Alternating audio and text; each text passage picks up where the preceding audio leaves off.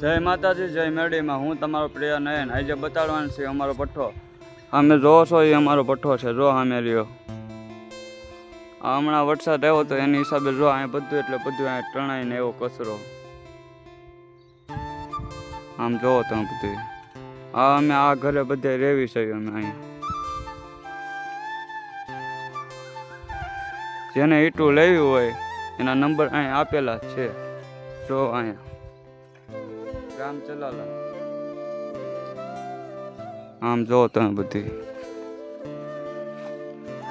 પેલો વેલો mini block બનાવ્યો છે આડો. આપણને થોડું ઘણું બોલતા ઓછું ફાવે છે.